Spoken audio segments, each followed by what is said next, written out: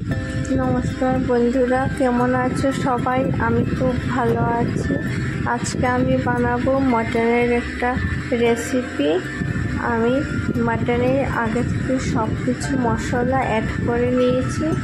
মটনে আমি নুন, হলুদ, জিরে, ধনে, পেঁয়াজ, রসুন, আদা, তেজপাতা সব দিয়ে নিয়েছি।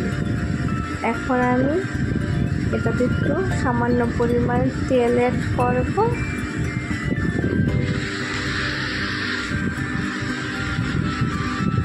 কড়াইয়ে আমি তেল গরম হতে দিয়ে দিলাম। এখন আমি মটনটাকে ভালো করে ম্যারিনেট করে নেব। ম্যারিনেট করে এটাকে আমি 15-20 মিনিটের জন্য এটাকে ঢাকা দিয়ে রেখে দেব।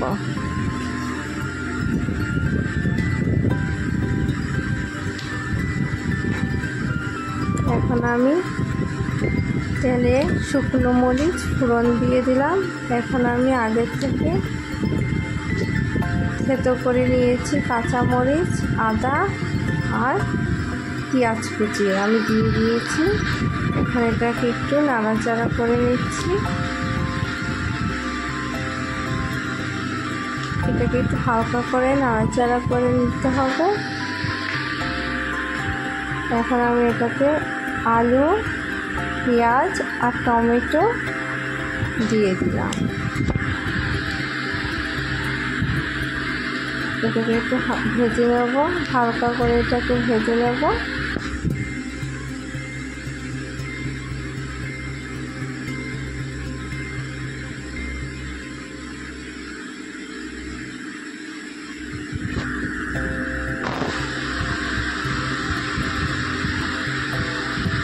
আলুটাকে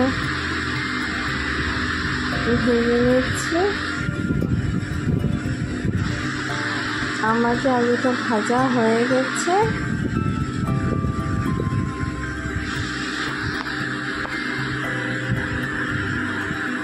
তোমাদের কার কার মটন খেতে ভালো লাগে আমাকে প্লিজ কমেন্ট করে একটু জানাবে। আলুটা ভাজা হয়ে গেছে। এখন আমি মটনটাকে ঢেলে দেব।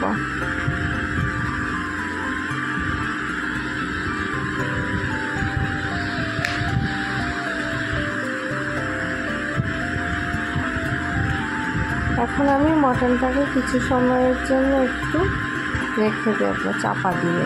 আমাদের মটনটা ফুটে উঠেছে। আমি মটনে একটু সামান্য পরিমাণে জল অ্যাড করেছি। আপনারা চাইলে জল নাও অ্যাড করতে পারেন। আমাদের মটন প্রায় সিদ্ধ হয়ে গেছে।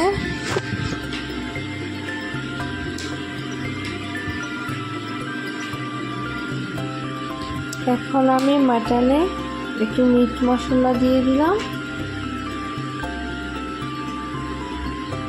একটু গরম মশলা দিয়ে দিয়েছি।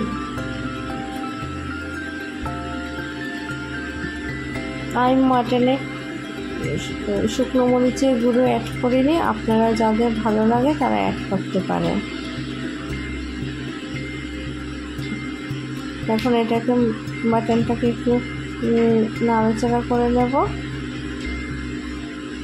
আমাদের মটন প্রায় হয়ে এসেছে।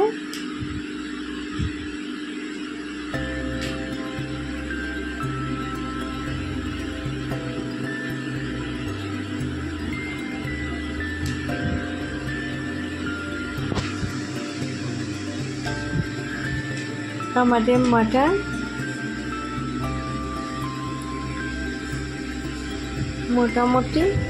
মটন আমাদের হয়ে গেছে। এখন আমি মটনটাকে একটা পাত্রে ঢেলে নেব। আপনাদের যদি আমার মটন ভালো লাগে তাহলে লাইক, শেয়ার আর সাবস্ক্রাইব করে দেবেন।